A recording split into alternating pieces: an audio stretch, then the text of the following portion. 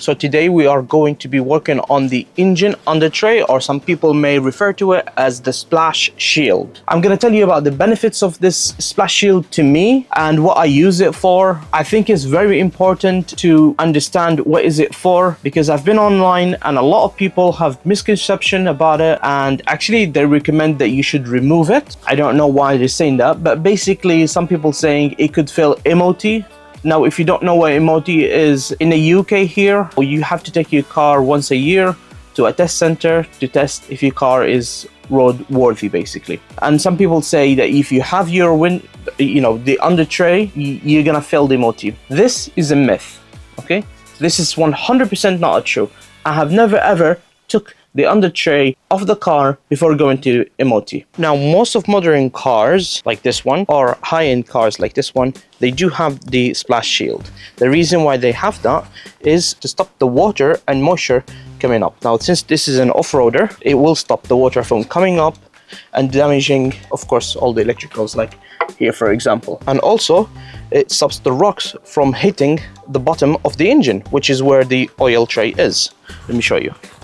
So this is the engine undertray that I'm referring to, or the splash shield, whichever you want to call it. So it provides a total protection for your engine and your engine compartments, okay?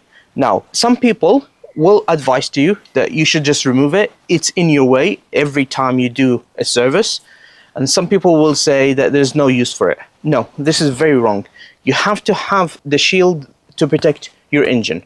Now, I have a different use for it, and my use is not for protection. Of course, it's good for protection, but it's not. I use it slightly different, okay? And I'll tell you how I use it in a bit. But I want to be clear about something. The job that I'm about to do is not the mechanic responsibility to do. It's your responsibility, because this becomes part of a cleaning routine that you should do, and part of a checks that you should do, not your mechanic.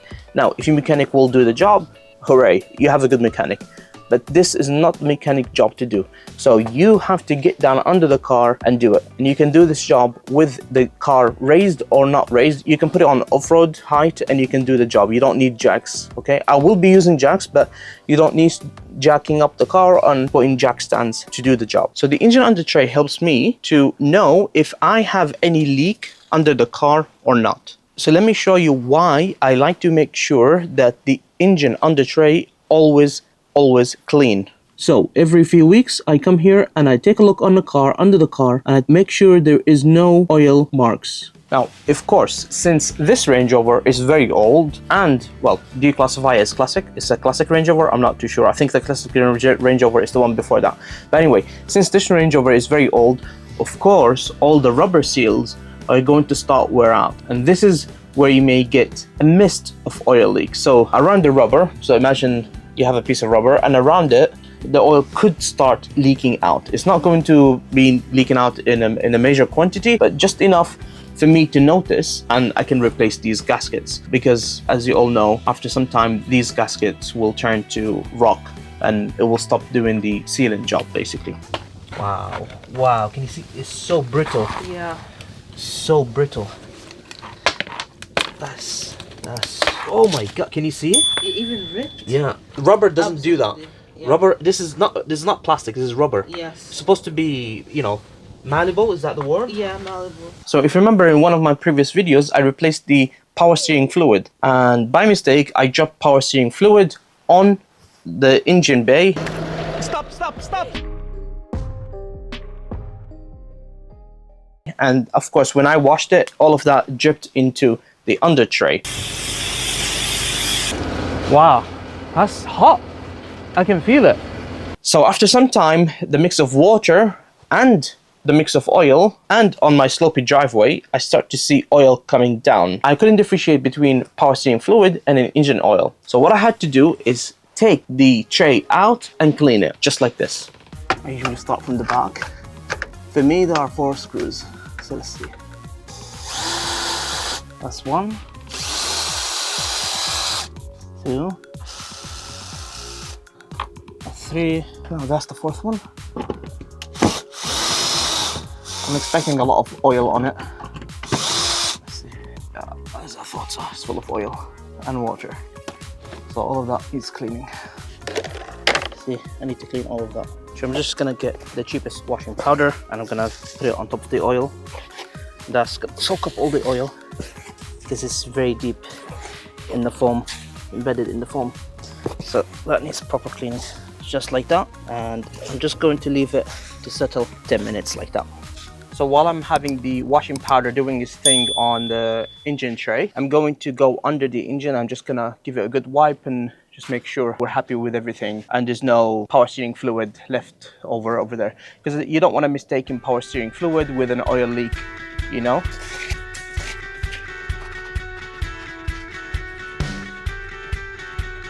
And now we're going to use a kind of stiff brush and hot to warm water, and we clean. We pour a little bit and we clean. You can see the oil coming out, changing color here, like a rainbow. This is the red power steering fluid. You can see it coming out.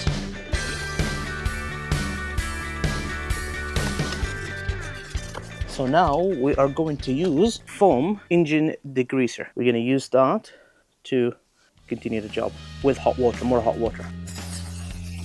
Wow, that's nice. You can see the dirt. Now we'll brush it.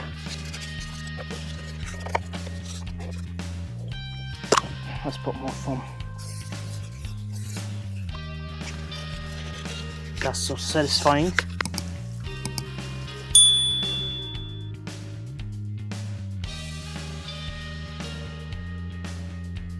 And now that we've cleaned it well, let's put it back. It's almost dry. It's not 100% dry, but it's almost dry. That would do, because I've got other projects to get on with it.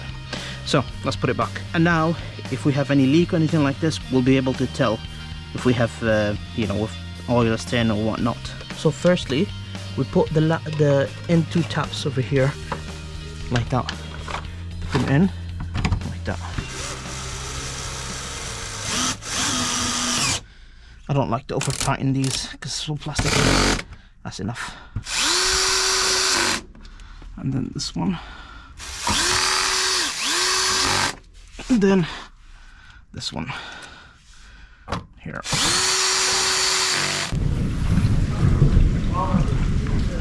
Tell us about the rain.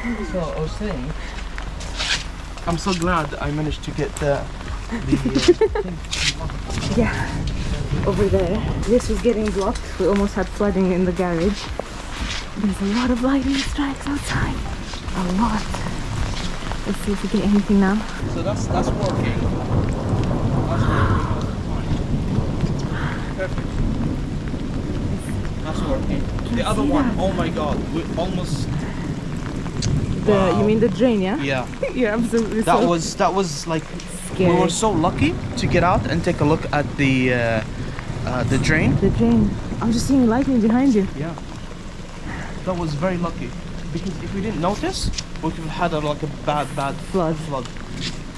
You could see it rising, didn't you? You could see it rising.